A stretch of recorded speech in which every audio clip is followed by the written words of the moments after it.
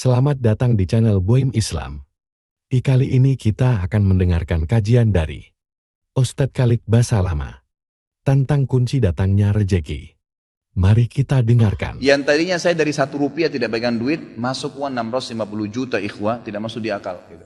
Sesuatu yang tidak masuk. Orang ini saya nggak kenal, nggak pernah ketemu, sekali ketemu di sini, dan sekarang sudah kembali ke Paris. Setiap kali saya bilang akadnya saya akan kirim, baru tadi saya kirim akadnya. Sudah nggak apa-apa Ustaz, saya percaya. Akhi ini bisnis loh, bisa untung rugi. Sudah paham Ustaz.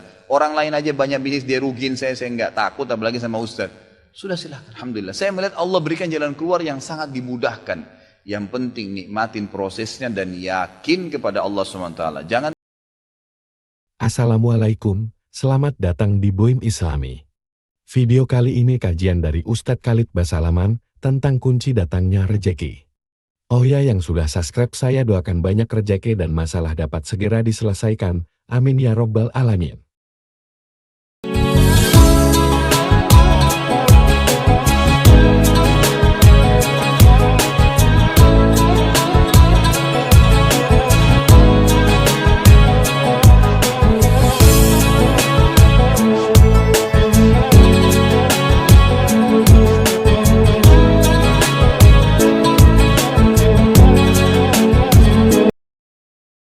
Rezeki biadillah ikhwah sekalian. Rezeki biadillah. Allah bukakan rezeki. Saya cuman karena tidak enak kalau saya mau menceritakan keadaan saya pribadi ya. Kalau pengalaman saya pribadi terlalu banyak bukti-bukti nyata subhanallah yang saya hadapin pribadi. Pada saat lagi terdesak dari sisi ekonomi, godaan luar biasa. Ada pinjaman yang berbunga, ada yang begini, ada yang begitu. Tetap saya tolak, saya komitmen. Sampai pada titik terakhir, titik klimaksnya saya pertahankan, Allah berikan jalan keluar yang tidak masuk di akal ikhwah. Betul-betul tidak masuk di benak saya. Saya ceritakan salah satunya, pada saat saya ada masalah kemarin di Kalibata. Ini untuk diambil ibrah saja. Restoran saya buka 2 tahun 8 bulan. Kemudian saya pertemukan antara omset sama bayar sewa dan ya, service charge-nya. Karena di mall ada service charge maka tidak cukup, tidak berimbang. Saya merasa selama hampir 3 tahun tidak mendapatkan keuntungan. Lalu saya berpikir untuk menutup restoran itu. Dan pada saat itu subhanallah saya berpikir restoran itu sudah saya tutup aja deh. Saya jual aja. Mungkin dengan kesibukan dakwah, beberapa ikhwah juga yang saya amanahkan di situ sudah ada yang satu yang sudah niat mau kuliah, udah nggak bisa lagi lanjut. Saya bilang oke lah baik. Selama 3 bulan vakum, nggak bisa bergerak sama sekali. Pada saat itu subhanallah Rp1 pun ikhwah saya nggak punya duit. Allah jadi saksi, saya bingung waktu itu bagaimana caranya untuk mencari jalan keluar nih. Jual restoran pun akan dilelang dalam kondisi murah. Restoran itu sudah besar asetnya. Ini gimana caranya, saya nggak punya duit. Mindahin ke tempat lain butuh uang untuk sewa. Gitu kan. Membuka lagi butuh uang yang baru untuk membayar sewa yang tertunggak. Gitu kan. Tidak dibongkar juga akan dibongkar paksa. Ini kalau ada waktu tentu, sampai waktu tentu, kalau tidak ini akan dibongkar paksa. Subhanallah, godaan luar biasa. Ada yang masuk, saya tidak tahu dari mana, SMS masuk ke HP saya, pinjaman dengan bunga yang ringan, 250 juta, sampai 750 juta, terus dari banyak perbankan, saya nggak tahu, tiba-tiba masuk, saya tidak pernah iyakan, selalu. Gitu kan. Saya cuma berusaha ikhtiar, berdoa sama Allah, tawarin kepada orang kalau ada yang mau punya saham dengan saya. Subhanallah, pas titik klimaks 3 bulan kemarin, 3 bulan tutup ya sementara, dan saya sudah berpikir mau jual pun sempat saya tawarkan belum ada yang beli. Saya tiap hari saja berdoa. Di masjid ini saya kedatangan seseorang. Jemaah pengajian saya, bukan jemaah pengajian sebenarnya. Dia rutin mengikuti ceramah kita ya yang diupload di YouTube dan tinggal di Paris. Orang Indonesia, orang kita tapi tinggal di sana. Datang selama ini dia selalu kalau saya punya program gali sumur diikut. Ada program kemarin badal haji, ditipin uangnya. Selalu program sosial diikutin sama dia.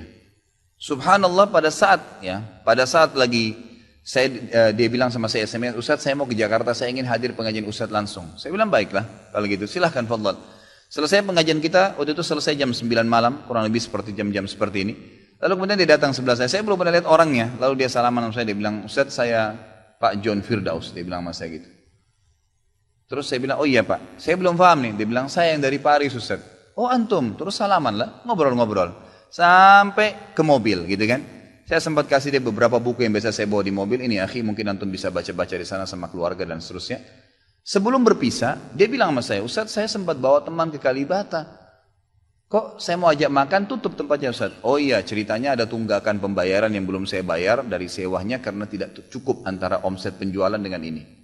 Oh gitu Ustaz, iya. Kira-kira butuh berapa biaya? Saya bilang, mungkin saya butuh sekitar 250 juta untuk memutar kembali restoran ini. Karena butuh ada tunggakan 168 dan saya harus dengan biaya operasional sekitar 250 juta. Rencananya memang saya mau buka saham kalau emang ada yang mau masuk. Dia bilang sama saya tiba-tiba, ini cuma mau berpisah di sini, di depan masjid ini, dia bilang sama saya, Ustadz, kalau Ustadz bilang, saya baru saja kemarin masukin anggaran dana saya 400 juta di satu perusahaan. Kalau saya tahu, saya akan ikut sama Ustadz. Ya sudahlah, akhi, qadar Allah nggak apa-apa, gitu kan. Tapi kalau emang Ustadz mau, saya coba pikirkan, nanti saya pertimbangkan. Kira-kira berapa? Saya bilang, saya akan buka saham 250 juta itu 10% dari omset antum akan ambil. Karena aset restoran sekarang 2,5 M. Baiklah, dia bilang sama saya gitu. Saya pulang ke Paris ini, hari Senin saya berangkat, saya bicara sama istri, saya langsung kasih berita ke Ustadz, lalu saya kasih. Baiklah, saya bilang kalau begitu. Dia pulang, subhanallah, saya pikir ya sudahlah, ini mungkin dia mau pertimbangkan lagi. Malamnya, pada malam itu juga, dia tiba-tiba SMS ke saya, dia bilang, Ustadz, setelah saya musyawarah sama istri, saya akan transfer ke Ustadz dengan jumlah 250 itu, supaya bisa bergulir dan saya siap mengambil 10%-nya. Gitu kan, saya sujud syukur kepada Allah, alhamdulillah ada jalan keluar gitu. Subhanallah, saya ke Kalibata, saya bicara besoknya sama GM-nya, saya ngobrol, ini gimana jalan keluar, saya sudah ada duitnya sekarang dan mau diputar. Oh udah nggak bisa Pak Khalid, ini kan sudah 3 bulan vakum, udah nggak bisa, harus dibongkar, udah tutup, nggak bisa lagi. Kalau Pak Khalid mau pindah tempat lain silakan, atau mau buka sini kembali harus ganti nama. Baiklah, saya coba kembali kepada Allah SWT lagi berdoa, ya Allah berikan petunjuk, ada apa sebenarnya ini, bagaimana jalan keluarnya. Hati saya subhanallah cenderung untuk keluar, gitu kan. Udahlah mungkin saatnya untuk keluar dari situ karena memang selama ini ada teman-teman saya berikan masukan juga yang sering datang, akhi di sini parkiran susah, akhi di sini kadang-kadang tidak ditahu dan seterusnya, lebih baik kalau ente keluar. Saya tiba-tiba berpikir mungkin saya keluar deh, saya iseng aja di condet saya mutar-mutar, coba deh saya cari ruko, mungkin ada dengan 250 juta daripada saya bayar ke Kalibata, mendingan saya sewa ruko, mungkin bisa sewa 2 tahun, ya, mungkin 75 juta, 100 juta per tahun, saya bisa dapat 2 tahun, lalu saya coba gulirkan lagi. Dengan izin Allah, di depan rumah, di Jalan Raya Condet itu dekat rumah orang tua saya, ada 1 ruko, 2 ruko disambung, 3 tingkat, dan ruko itu bekas travel haji umroh, gitu kan. Pas dipasang spanduknya disewa, dikontrakin, gitu kan. Saya langsung tanya, saya telepon, setelah saya tinjau beberapa lokasi, kemudian saya tanya telepon. Dia bilang boleh, silakan Bapak lihat, saya lihat ke dalam, cocok, alhamdulillah 3 lantai itu, kemudian saya tanya sewanya, ternyata dananya juga mencukupin, gitu kan, dananya mencukupin. Lalu kemudian saya mulailah ya proses, saya bayar sewanya, kemudian saya juga proses pemindahan, dan insya Allah dalam waktu dekat akan dibuka. Tapi saya melihat dari pelajaran sini ikhwah, bahwasanya jalan keluar dari Allah itu ribuan, jutaan jalan keluarnya. Sabarin aja, nikmatin prosesnya. Setiap penawaran haram, tolak, jangan pernah mau. Dengan izin Allah akan ada jalan keluar. Tidak ada. Kata Nabi SAW, "Man taraka syai'an lillah abdalahu khairan min." Gitu kan? Jadi tidak ada sama sekali. Subhanallah, pada saat itu saya harus bayar sewa 225 juta, uang sisa 250 juta pada saat itu. Terus kemudian saya sempat telepon ke akhi itu lagi, ya, Pak John, semoga Allah jaga beliau. Saya sempat telepon, kemudian saya katakan, akhi, kemarin antum bilang antum sempat masukin dana 450 di 400 di Jakarta itu. Bagaimana kalau antum tarik uang itu, kalau masih bisa, kita gabungin aja, saham kan per 250 juta itu ada 10%. Antum ambil aja 30% dari semua total omset penjualan nanti, tidak usah dengan 750, dengan 650 saja, gitu kan? Dia bilang kalau itu sudah nggak bisa Ustaz, tapi memang coba saya pertimbangkan deh. Saya akan coba hubungin teman-teman di Paris ini yang sudah biasa, yang kenal antum, gitu kan? Kalau yang kenal antum mungkin mereka bisa. Baiklah, fadhal. Subhanallah, besok dia SMS lagi ke saya, Ustaz, saya sudah musyawarah dengan istri, ternyata saya punya dana cukup. 650, kami yang pegang semua saham itu, ditransfer uang semua ke saya. Yang tadinya saya dari 1 rupiah tidak pegang duit, masuk uang 650 juta ikhwah, tidak masuk di akal. Gitu. Sesuatu yang tidak masuk. Orang ini saya nggak kenal, nggak pernah ketemu, sekali ketemu di sini, dan sekarang sudah kembali ke Paris. Setiap kali saya bilang akadnya saya akan kirim, baru tadi saya kirim akadnya. Sudah nggak apa-apa Ustaz, saya percaya. Akhi ini bisnis loh, bisa untung rugi. Sudah paham Ustaz. Orang lain aja banyak bisnis dia rugiin saya nggak takut, apalagi sama Ustaz. Sudah silakan, alhamdulillah. Saya melihat Allah berikan jalan keluar yang sangat dimudahkan.